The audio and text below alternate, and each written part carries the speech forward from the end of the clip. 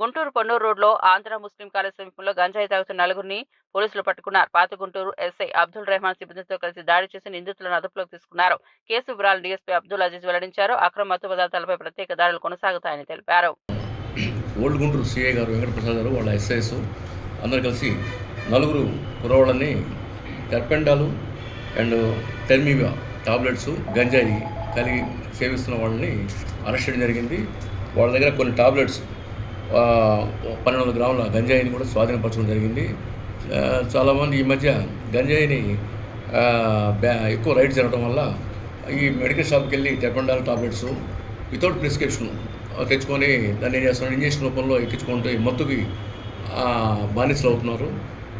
ఈ విషయంలో మన మెడికల్ షాప్ వాళ్ళు చెప్పేది ఏంటంటే, మీరు కానీ వితౌట్ ప్రిస్క్రిప్షన్, డాక్టర్ ప్రిస్క్రిప్షన్ లేకుండా మీరు కానీ ఈ టాబ్లెట్స్ కానీ వాళ్ళకి కానీ ఇస్తే మీ షాప్ లైసెన్సు సీజ్ చేయమని పైకి రాస్తాము.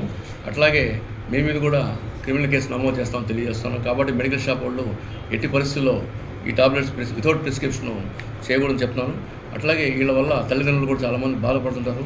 చెప్పాలా వద్దా, పోలీసుకి చెప్పాలా వద్దా అని చెప్పేసి ఈ తాగినాక వీళ్ళు వింత వింత ప్రవర్తనలు చేస్తుంటారు. కాబట్టి మీ తల్లిదండ్రులు తెలిపేది ఏంటంటే, మీరు వచ్చి రిపోర్ట్ చేయండి, పోలీస్ స్టేషన్ రిపోర్ట్ చేయండి. ఆ పిల్లల్ని ఈ బానిస ఈ మత్తు వాటికి అలవాటు నుంచి మేము రిహాబ్ సెంటర్కి తరలించి వాళ్ళని మళ్ళీ మామూలు మనుషులు చేయడానికి ప్రయత్నిస్తాము. ఇవి తీసుకోవడం వల్ల ఏమవుతుందంటే, సెంట్రల్ నర్వస్ సిస్టమ్ నరాలు దెబ్బతినేసి మెదడు కిడ్నీ వీటన్నిటి మీద జరిగి వాళ్ళకి ఆ వ్యాధులు రావడానికి అవకాశం ఉంటుంది. వాళ్ళు యుక్త వయసులోనే ఈ బారిన పడి హాస్పిటల్ పాలవాల్సింది. కాబట్టి ప్రజలందరూ గుర్తెరిగి ఈ సామాజిక బాధ్యత తీసుకొని ఎక్కడ గంజాయి కానీ ఇట్లా మత్తు పదార్థాలు కానీ సేవిస్తున్న వాళ్ళు ఉంటే మాకు ఇన్ఫామ్ చేయండి, మేము తప్పకుండా చర్య తీసుకుంటాము. వాళ్ళని కూడా రిహాబ్ సెంటర్కి తరలించి తిరిగి వాళ్ళు మామూలు మనుషులు